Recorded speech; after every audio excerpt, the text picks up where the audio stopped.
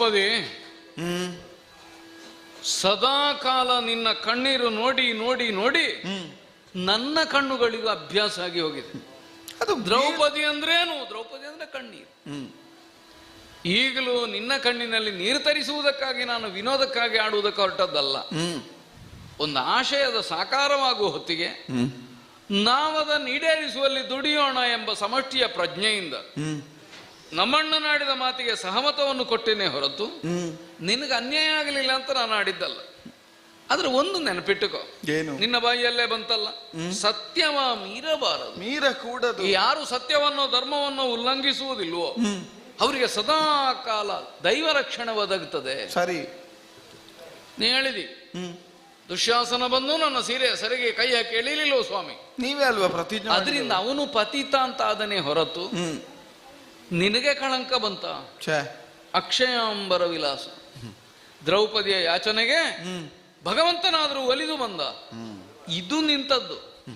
ಹಾಗಿರುವಾಗ ನಾವು ಧರ್ಮಾತಿಕ್ರಮಣವನ್ನು ಮಾಡುವಲ್ಲಿಯೇ ನಮ್ಮ ವೈಯಕ್ತಿಕವಾದ ಹಗೆತನವನ್ನು ಮುಂದಿಟ್ಟರು. ಅದು ಸಮರ್ಥನೀಯವೇ ಆದರೂ ಒಟ್ಟು ಲೋಕಹಿತದ ದೃಷ್ಟಿಯಿಂದ ನೋಡಿದಾಗ ಅದಕ್ಕೂ ಒಂದು ಮಿತಿ ಅಂತ ಇಲ್ವೋ? ಸೀತಾಪಹರಣ ಮಾಡಿದ ರಾವಣನನ್ನು ರಾಮ ಕ್ಷಮಿಸಿ ಬಿಡಬೇಕಿತ್ತು. ಕೇಳಲಿಲ್ವಾ? ಕೇಳಿದ್ದಾನೆ, ಬಿಟ್ಟನೋ? ಬಿಡ್ಲಿಲ್ಲ. ಯಾಕಂದ್ರೆ ರಾಮ ಕೊಡ್ಲಿಲ್ಲ. ನೀವು ಒಮ್ಮೆ ಕೇಳಿ ಆಮೇಲೆ ತಲೆ ಕಡಿರಿ, ಕೇಳಬೇಡಿ ಅಂತ ಹೇಳಿಲ್ಲ. ಈಗ ಕೇಳಲಿಕ್ಕೆ ಹೊರಟದಲ್ಲ. ಕೇಳುವುದೆಂತದ್ದು ಸ್ವಾಮಿ? ಸಂಧಿಯ ಬೇಡ ಮಾತ್ರ. ಈಗ ದುರ್ಯೋಧನ ಆದ್ರೂ ಕೊಡುವುದಿಲ್ಲ ಅಂತಂದ್ರೆ ನಮ್ಮ ಎಲ್ಲರ ಪ್ರಯತ್ನ ಮೀರಿ ಯುದ್ಧ ಆದೀತು. ನನಗೆ ಗೊತ್ತಿಲ್ಲ. 5 ಊರು ಬೇಡುವುದ? ಬೇಡುವುದು ಅಂತಂದ್ರೆ ಒಂದು ಶಾಬ್ದಿಕವಾದ ಅರ್ಥದಿಂದ ಇರಲಿ ಸ್ವಾಮಿ. ಅರ್ಧ ರಾಜ್ಯವನ್ನು ಪಡಿಬೇಕಾದವರು 5 ಊರನ್ನು ಕೇಳುವುದಕ್ಕೆ ಹೊರಡುವುದು ಅಲ್ಲ. ನನ್ನ ಪ್ರತಿಜ್ಞೆಯನ್ನು ನೀನು ನೆನಪು ಮಾಡುತ್ತೆ. ನೀವು ಹೇಳಿಲ್ವಾ? ಆಗಲೂ ಒಂದು ನಿರ್ದಿಷ್ಟವಾದಂತಹ ಸೀಮಾ ರೇಖೆ ಉಂಟಲ್ಲಿ.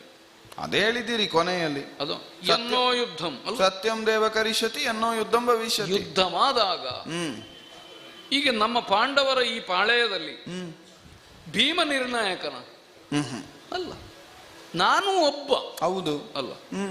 ಹಾಗೆ ನೋಡಿದ್ರೆ ನನ್ನನ್ನು ಸ್ವಲ್ಪ ವಾರೆಗಣ್ಣಿನಿಂದಲೇ ಉಳಿದವರು ನೋಡುವ ಹಾಗಿದ್ದೇನೆ ನಾನು. ಇರ್ಲಿ, ಇವ ಯಾವಾಗಲೂ ನಮ್ಮ ಜೊತೆಯಲ್ಲೇ ಇರುವುದಿಲ್ಲ. ಅಂತಹ ಈ ಭೀಮ ಏನು ಮಾಡಬೇಕು? ನಿನಗೆ ಬೇಕಾದದ್ದನ್ನು ಒದಗಿಸಿ. ಹೌದು, ತನ್ನಿದಿರಣದಿರು. ನಾನು ನೀನು ಒಟ್ಟಿಗೆ ಕಣ್ಣೀರು ಹಾಕಬಹುದು, ಬೇಕಾದ್ರೆ ಪ್ರಯೋಜನ ಉಂಟ? ನನಗೆ ಕಣ್ಣೀರು ಹಾಕುವ ಪತಿ ಬೇಡ. ಅದೇ ನನಗೂ ಕಣ್ಣೀರು ಒರೆಸುವ ಪತಿ ಬೇಡ. ನನಗೂ ಕಣ್ಣೀರು ಹಾಕುವ ಹೆಂಡತಿ ಬೇಡ. ಒರೆಸಿ ಕಣ್ಣೀರನ್ನು. ಒರೆಸಿದ್ರೆ ಹೋಗುವ ಕಣ್ಣೀರಲ್ಲ ಇದು. ಮನಸ್ಸಿನಲ್ಲಿ ನೀನು ಉದಾತ್ತವಾದ ನಿಲುವನ್ನು ತಳೆದ್ರೆ ಹೋದೀತು ಅಲ್ಲ. ನೀನು ಹೇಳಿದ ಹಾಗೆ ಇಂತಹ ಒಂದು ಸ್ಥಿತಿ ನನಗೆ ಒದಗಿ ಬಂದಿದೆ. ಪ್ರತೀಕಾರವನ್ನು ತೀರಿಸಬೇಕು ಅಂತಾದ್ರೆ ನನಗೆ ಯುದ್ಧ ಆಗಬೇಕು.